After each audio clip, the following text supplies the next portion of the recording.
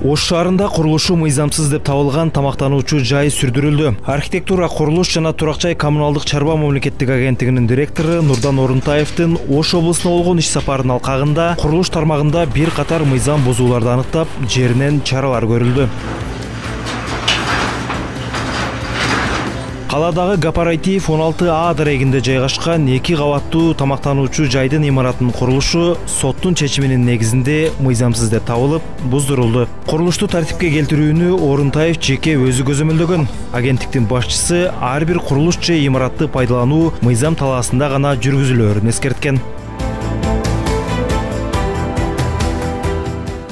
Бүгүнкү күндө биздин маалыматтарга ылайык, ошондой эле документтердин чогулганына ылайык, ушул сиз отурган жерлер, бул жер мамлекеттин жери. Разъяснительные работы с владельцами незаконно возведенных строений провел глава Госстроя Нурдан Орунтаев. Некоторые такие объекты были опечатаны. Например, это предприятие построило свой рабочий офис на муниципальной земле.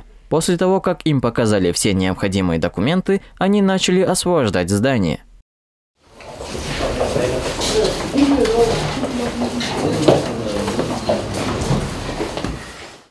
Тогда нам надо будет сейчас Я сейчас вас попрошу, я вас сейчас попрошу собрать вещи, так как сейчас ребята придут.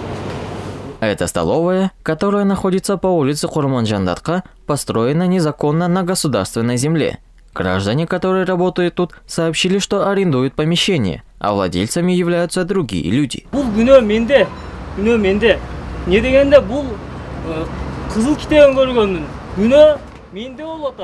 Вина на мне, я все понимаю, но также есть вина и на чиновниках, выдавших мне Красную книгу. Я купил на основе Красной книги. Я ведь не юрист и всех тонкостей не знаю.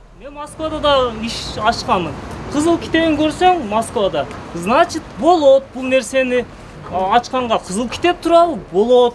Мен ошол негизде алганмын. При этом человек, представившийся владельцем помещения, дал слово, что в течение 2 дней освободит его. Также он отметил, что готов отдать на баланс государства это помещение.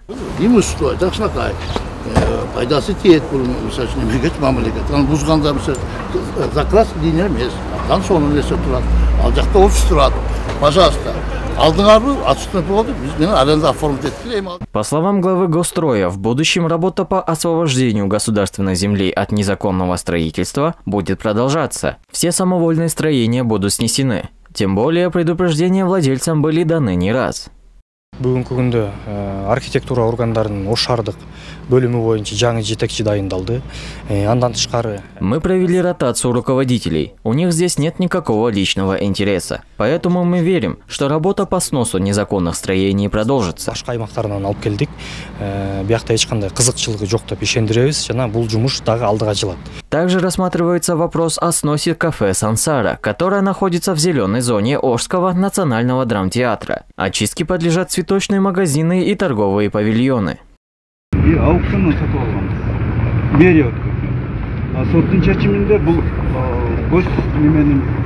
Музейдин жери деп талашып болуп азыр. Музейдин жерине токтом 2006 декабрда чыккан. А бул жер аукциондон 2001-жылы сатылган зданиясы госприемкадан өткөн. Азыркы күндө жер кимдики? Биздики. Мэрия. Ооба, будан биздин алгандан кийин сразу киргизиңиз, сиз болсо өзүңүздүн кызматкериңизди ушул жака байлаңыз, турсун, ошол жерге туруп контролдосун. Хорошо. Ошондо кылсак болобу экен? Болот. Подвал жагыны понедельник чейин. Хорошо, үстүн главный алып кетсеңер. Анаяктан подвалдан ичинде имуществолор жерге бетонго кошуп куюлган да. Хорошо, анда имуществолордун өзүңөр алып кетесиңер. Ошондой кылалы. Макулсузбу экен ошого? Все. Давайте. Приятно, когда человек баардыгын түшүнүп, чоң рахмат сизге. Ооба, сизден эмне соттун чечими чыккандан кийин сизге эми мыйзамга барыбыз башка. Тем более мынакей жалгыз. Жалгыз, жападан жалгыз. Сыймыктанган эң өктүү жери сактап калды.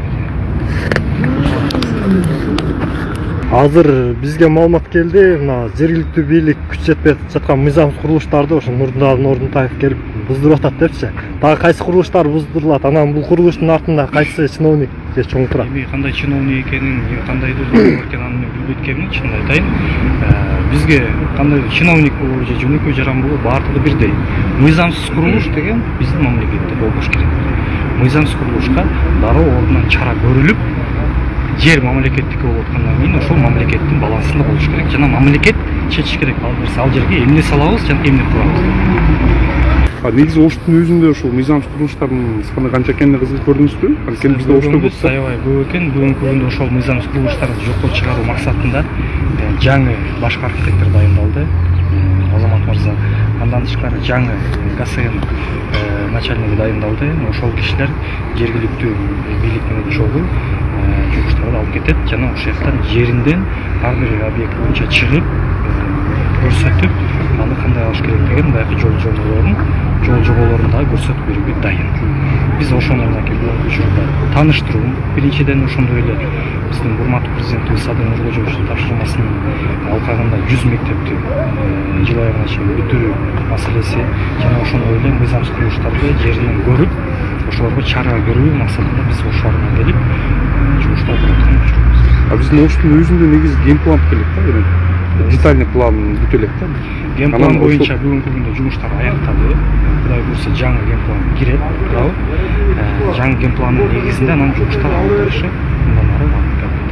Жакын арада геймпланды биз киргизип берүүгө милдеттенме алганбыз.